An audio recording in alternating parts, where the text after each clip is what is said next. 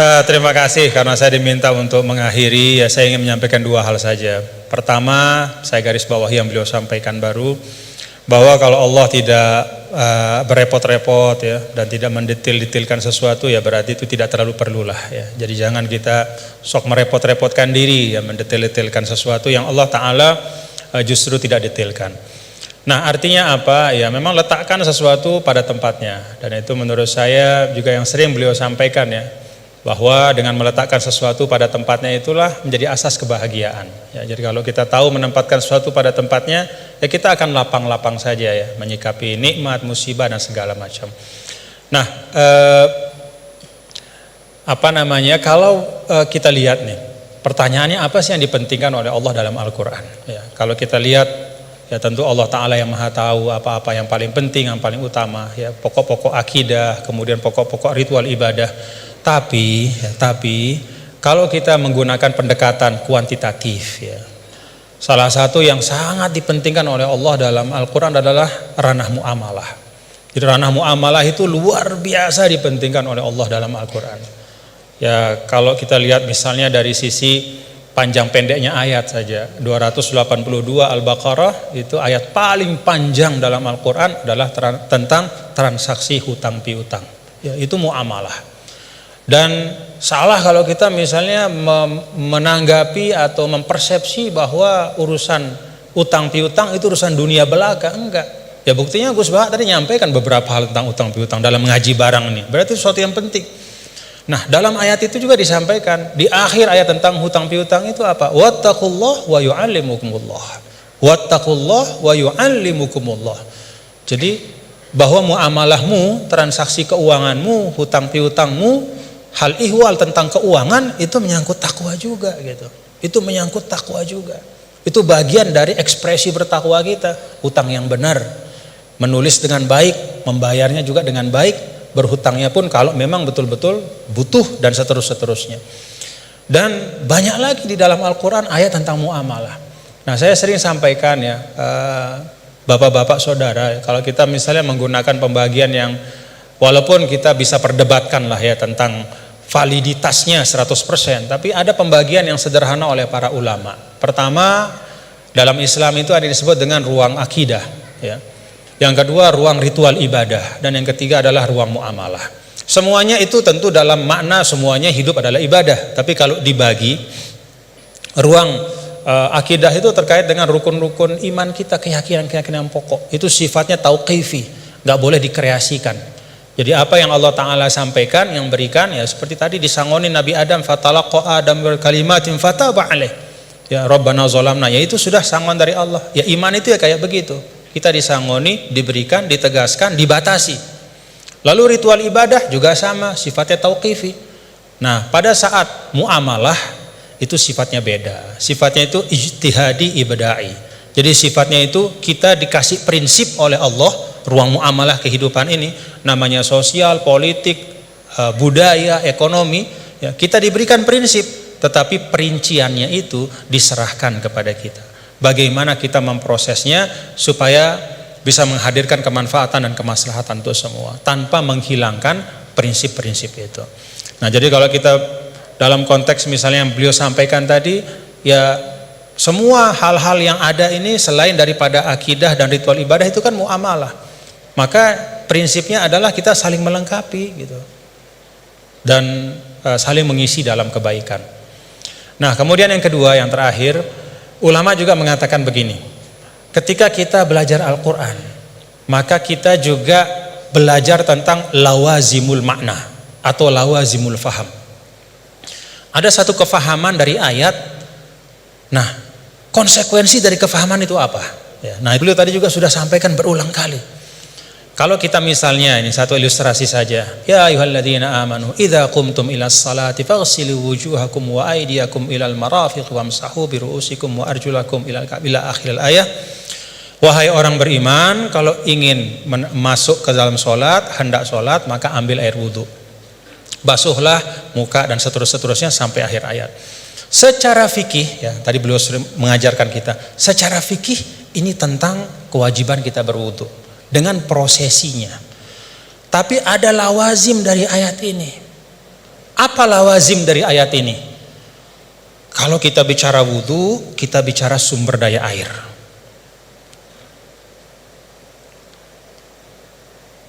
Kita bicara tentang wudu, kita bicara tentang ekosistem kehidupan. Gak ada wudu tanpa air. Kalau wudu tanpa air, tayamum namanya. Gak ada wudu tanpa air. Maka apa arti lawazim dari ayat ini? Jaga sumber daya air itu. Kalau dalam konteks misalnya pasal 33 Undang-Undang Dasar 1945, apa kata, sumber daya alam dan semua yang menyangkut hajat hidup orang banyak dikuasai oleh negara, itu juga bagian dari lawazim makna ayat ini. Dalam arti apa? Negara, kita semua secara kolektif, ayo kita jaga sumber daya air, tidak boleh dimiliki hanya oleh sekelompok kecil saja sehingga orang kesulitan untuk memanfaatkannya. Dan pada ujungnya jangan-jangan nanti bisa orang kesulitan untuk menegakkan sholat karena nggak bisa wudhu, karena sumber daya air itu dikooptasi oleh kelompok tertentu misalnya. Itu lawazimul ayat. Ketika Allah Ta'ala misalnya, ya ayyuhalladzina amanu idza nudiya lis-salati min yaumil jumu'ati fas'au ila dzikrillah wa dzarul bai'. Wahai orang-orang beriman, kalau udah waktunya Jumatan itu, maka segera datang ke masjid, tinggalkan perdagangan. Apa lawazim dari ayat ini? Kata para ulama, lawazim dari ayat ini adalah ya bahwa Allah tidak akan bicara tentang perdagangan. Allah tidak berbicara tentang sesuatu yang penting ya, yang bisa mengalihkan ya, seseorang dari ibadah ya. Kan di sini diletakkan orang kalau terlalu cinta berdagang ya, maka dia nggak mau ninggalin bisnisnya untuk sholat gitu, karena time is money. Bagi dia 5 menit ketika sholat itu, kalau udah transaksi entah berapa duit misalnya gitu. Nah, ada lawazim dari ayat ini kata para ulama bahwa ya perdagangan harus diisi oleh orang-orang gitu, yang tidak hanya memikirkan profit sementara di dunia, tapi dia juga memikirkan fungsi spiritual dari harta itu. Siapa itu? Ya orang beriman. Dengan kata lain ya orang Islam disuruh untuk aktif dalam berdagang. Karena ketika perdagangan itu diisi oleh orang-orang yang tidak punya pandangan lebih dari dunia, kalau kata orang Sasak, enggak-enggaknya cuman dia pandang dunia saja, ya dia tidak akan mungkin bisa menunaikan pesan ayat ini. Jadi ayat ini bisa ditunaikan pesannya adalah oleh orang-orang yang ketika dia hidup di dunia, beraktivitas di ekonomi ya, membangun kapital, membangun bisnis, tapi pada saat yang sama dia juga meletakkan itu semua menjadi bagian dari ibadahnya kepada Allah.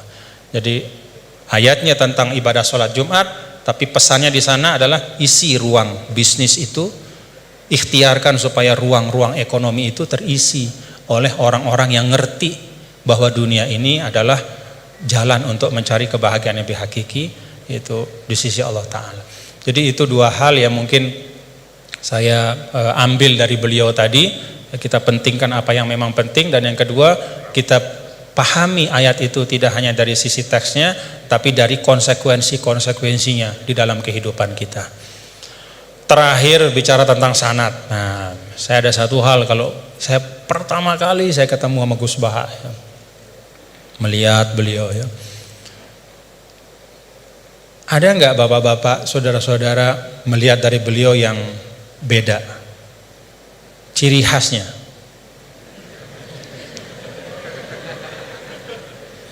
Ciri khasnya beliau itu gini. Tapi hari ini ikroman li rektor, jadi rambut nggak kelihatan beliau. Nah, karena beliau ini adalah keturunan dari aulia, dari Lasamnya, dan salah seorang dari Masyayikh di Lasam itu adalah sahabat dari kakek kami dulu, Mbah Maksum Lasam. Ya, beliau bersahabat dengan Nini Da Maulana Syekh Tuan Guru Kiai Haji Muhammad Zainuddin Abdul Majid. Itu biasanya perilaku Lasem itu ada sanatnya gitu ya. Jadi saya lagi mikir-mikir, ini naruh topi begini tuh ada sanatnya nggak beliau? Nah, kita mau tahu dari beliau ya. Ala kulli hal, bapak-bapak saudara, terima kasih Gus atas ilmu-ilmunya dan silaturahim kita pada pagi hari ini. Mudah-mudahan bisa terus bersilaturahim dalam kebaikan, dan kita doakan beliau selalu disehatkan, diafiatkan oleh Allah Subhanahu wa taala. Ya, cara gampang buat kita mendoakan diri kita itu doain orang lain ya. Itu resep yang paling gampang. Jadi kalau kita doain diri kita ini kan belum tentu terkabul. Tapi kalau kita doakan orang, malaikat yang mengaminkan doa kita dan mengatakan untukmu seperti yang kau doakan. Jadi kalau resep supaya dapat sesuatu, doakan orang lain dengan sesuatu itu. Kita doakan mudah-mudahan Gus Baha sehat walafiat dan kita semua diberkahi Allah Ta'ala. Wallahul muwaffiq wal hadi ila sabilir rasyad wa huwal muwaffiq ila aqwamit thariq. Lunas maaf apabila banyak khilafan, kekeliruan. Assalamualaikum warahmatullahi wabarakatuh.